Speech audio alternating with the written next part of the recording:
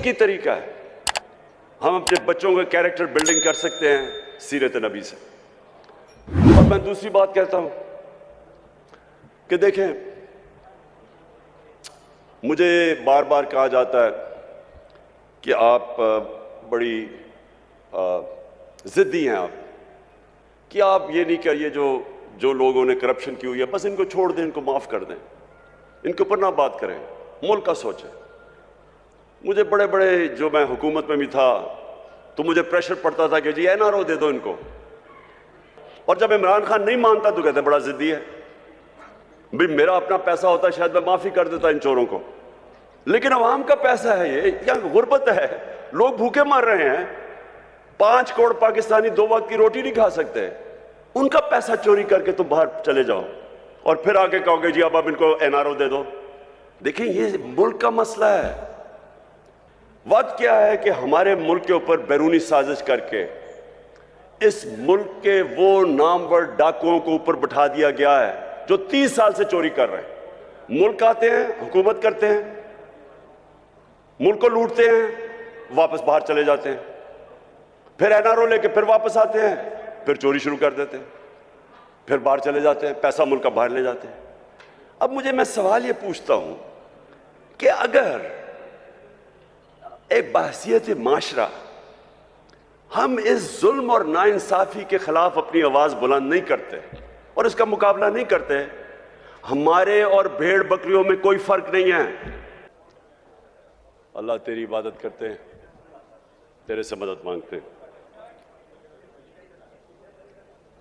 जनाब पीर सैयद मुनव्वर हुसैन शाह साहब, मैं आपका और अपने सारे मोअज़्ज़ज़ मुशाइख जो सारे पाकिस्तान से यहाँ आए हुए हैं, मैं पहले तो आप सबको खुशामदीद कहता हूँ और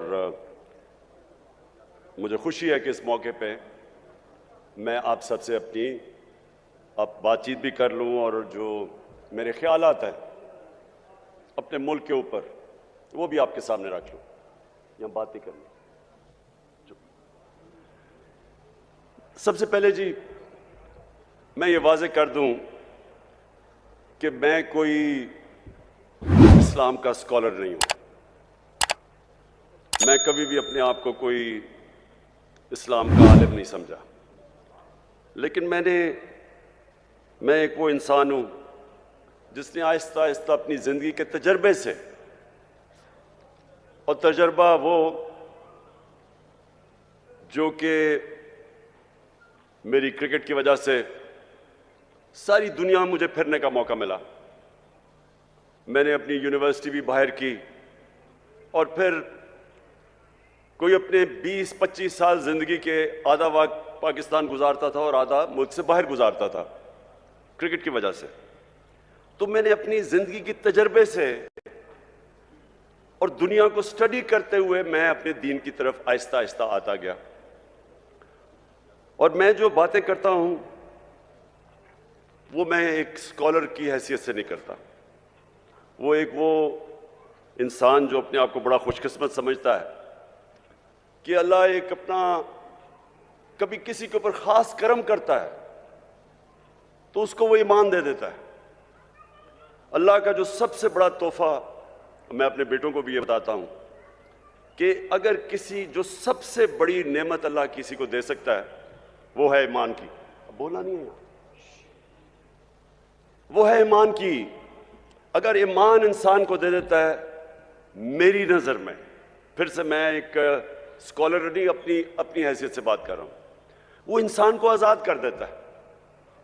जो ईमान है वो सच्चा ईमान है ही वो जो एक इंसान को आज़ाद कर देता है, क्योंकि वही जब आप ला इलाहा इल्लल्लाह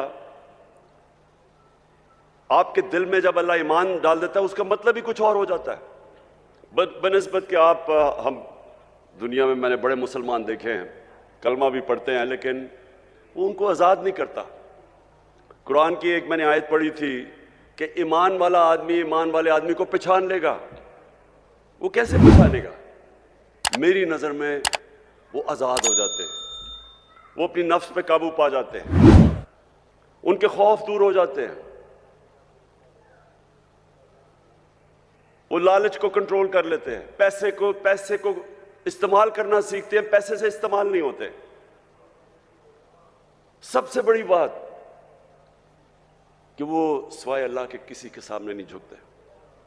جو خوف کا بت میری نظر میں، میری زندگی کے تجربے میں، جو اللہ نے انسان کو اشرف المخلوقات بنایا، عظیم مخلوق، وہ اس لیے اپنی پرواز نہیں کر سکتا، سب سے بڑا جو بت جب وہ نہیں توڑتا وہ ہے خوف کا بت۔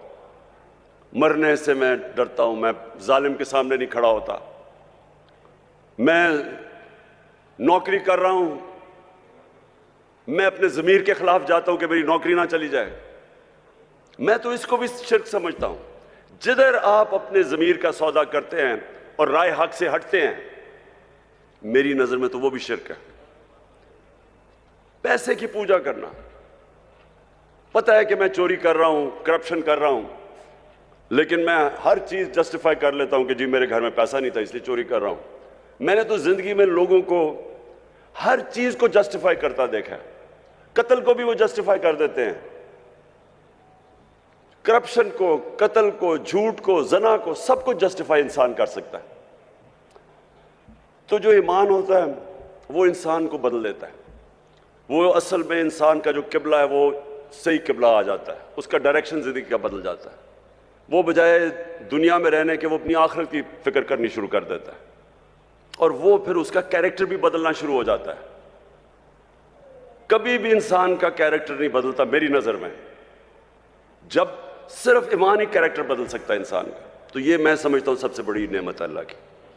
تو جب میں وزیر اعظم بنا اور میرا یہ ساری دنیا کا تجربہ تھا کہ وہ ملک جو آگے نکل گئے، جو ترقی یافتہ ملک ہیں، جدھر ہمارے یہاں سے پاکستانی مرتے ہیں ویزا لے کے ان ملکوں میں جانے کے لیے، میں نے جب ان ملکوں کو سٹڈی کیا تو میرے معزز مشائخ، میں اس نتیجے پہ پہنچا کہ وہ مدینہ کے ریاست کے اصولوں پہ ہمارے سے زیادہ قریب ہیں۔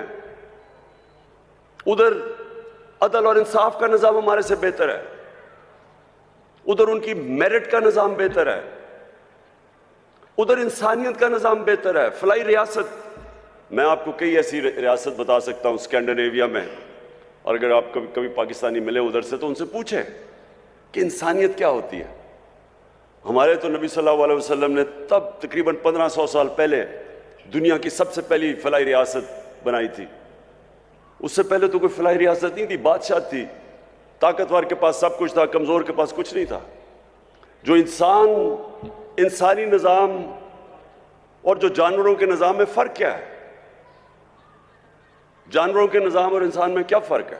میری نظر میں جو اللہ نے اپنے سارے پیغمبر بھیجے تھے، 1,00,000 سے زیادہ، وہ سارے ایک ہی پیغام دینے آئے تھے کہ جانوروں کی جو جانوروں کی بستی ہوتی ہے اس میں انصاف نہیں ہوتا، اس میں جس کی طاقت اس کے پاس سب کچھ ہے، کمزور کی کوئی حیثیت نہیں ہوتی اس میں، اور وہاں انسانیت نہیں ہوتی۔ جو کمزور ہوتا ہے وہ بھوکا مر جاتا ہے وہاں۔ جو انسانی نظام ہوتا ہے، انسانی نظام فرق ہی ان دو خاص چیزوں پہ ہوتا ہے کہ وہاں انسانیت ہوتی ہے، وہاں رحم ہوتا ہے، اور پھر ادھر عدل اور انصاف ہوتا ہے۔ یہ دو بنیاد ہیں جو فرق کرتی ہے ہمیں جانوروں سے، اور سارے اللہ کے پیغمبروں کا بنیادی پیغام ہوتا ہی